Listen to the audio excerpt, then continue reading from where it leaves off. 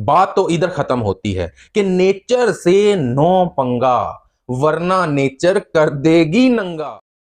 इस टाइम पूरी दुनिया में एक ही टॉपिक चल रहा है परसों से। दुबई में सैलाब आ गया। दुनिया का इतना जदीद तरीन और टेक्नोलॉजी से भरपूर कंट्री, उसमें सैलाब आ गया। वो डुब्बनपुरा बन गया।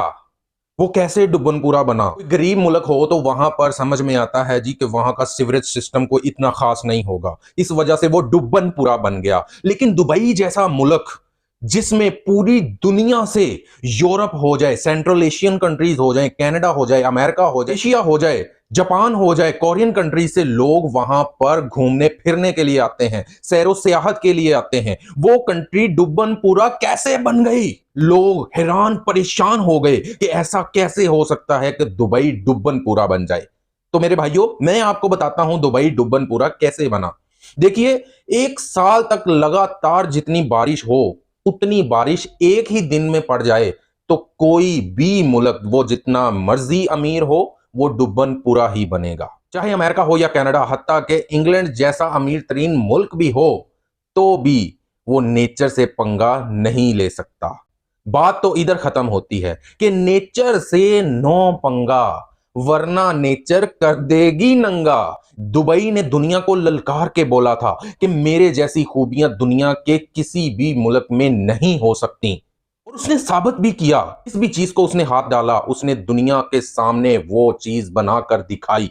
चाहे वो एयरपोर्ट की शक्ल में हो, दुनिया के सबसे बड़े खूबसूरत गार्डन की शक्ल में हो, दुनिया में सबसे बड़ा रोड मैप की शक्ल में हो, दुनिया की जदीद तरीन और सबसे लंबी बिल्डिंग्स की शक्ल में हो, दुनिया में सबसे ज्यादा होटलिंग के सिस्टम में हो, दुनिया की सबसे तेज तरीन लिफ्ट की शक्ल में हो, या फिर दुनिया के जदीद तरीन सहूलियात से भरपूर बीचेस की शक्ल में हो। तो दुबई ने ये करके दिखाया, और दुबई ने मनवाया अपने आप को सिर्फ और सिर्फ 50 से 60 साल के अंदर। इसमें कोई बुरी बात नहीं कि दुबई ने अपना सिक्का पूरी दुनिया में मनवा कर दिखाया कि हम जदीद तरीन रियासत बनकर सामने आएंगे, और ऐसा हुआ। लेकिन अगर हम अब कहें कि दुबई डुब्बनपुरा बन गया, लॉजिक फिर क्या फायदा हुआ? इतनी टेक्नोलॉजी से भरपूर कंट्री और वो डुब्बनपुरा बन गया। देखो भाइयों, जैसा कि आप लोग जानते हैं, और मैं भी कई बार अपनी वीडियोस में ये डायलॉग बोलता हूं कि Allah is only one who is controlling this universe. वो एक छोटा सा जरासीम जो कोरोना की शक्ल में उसने भेजा था, उसने पूरी दुनिया के ताले लगवा दिए थे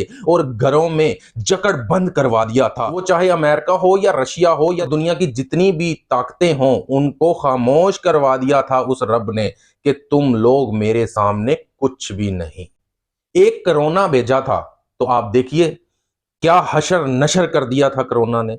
तो फिर ये तो मामूली सी बात है रब के लिए कि कोई आफत भेजना। लेकिन हम यही दुआ कर सकते हैं, अल्लाह ताला ने अगर वो आफत भेजी है तो अल्लाह ताला उस मुल्क के ऊपर अपना खास करम करे और उस आफत को टाल दे। क्योंकि अल्लाह ताला फरमाते हैं कि मैं ही आफत भेजता हूं और मैं ही उसको टालता हूं।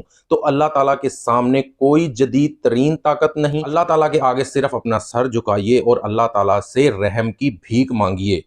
अल्लाह ताला हम सब का हामी नासिर हो। अल्लाह ताला दुबई के हाल पर रहम करे और किसी भी मुल्क के ऊपर ऐसी आफत ना भेजे, यही दुआ हम कर सकते हैं। लेकिन अगर आप कहें कि जी वो मुल्क बहुत ही जदीद तरीन हो गया है, वो हर आफत से लड़ने के लिए तैयार है, तो वो मुल्क ये गलत फहमी से बाहर निकल आए। कोई भी मुल्क जितना मर्जी टेक्नोलॉजी से लेस हो जाए, वो खुदाई आफत के सामने कुछ भी नहीं। पूरी दुनिया के सामने कई 100 बार रब ने अपनी ताकत का मुजाहरा किया। सिर्फ समझने वाली बात है और समझदारों के लिए इशारा ही बहुत होता है। और जो लोग ये समझ बैठे हैं कि हम जी बहुत ताकतवर बन चुके हैं और अब हम हर आफत से लड़ने के लिए तैयार हैं, तो अपने जहन में से ये गलत फहमी निकाल दीजिए। आप रब की किसी भी आफत से लड़ने के लिए तैयार नहीं हो सकते।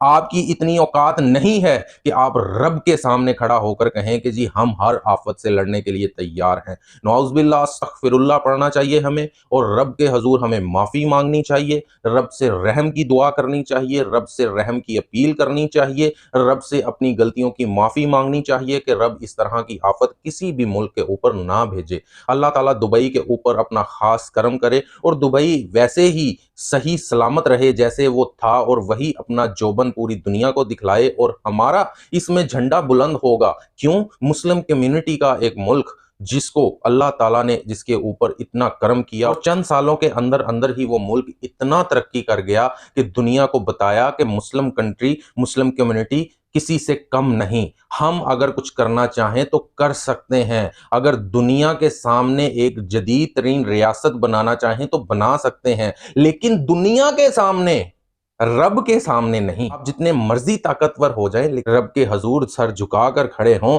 और रब से माफी के तलबगार रहें कि या खुदाया हमें माफ कर दे। दोस्तों, दुआओं में याद रखना और अल्लाह के जिक्र का जुबान पे सवाल रखना। अल्लाह हाफिज।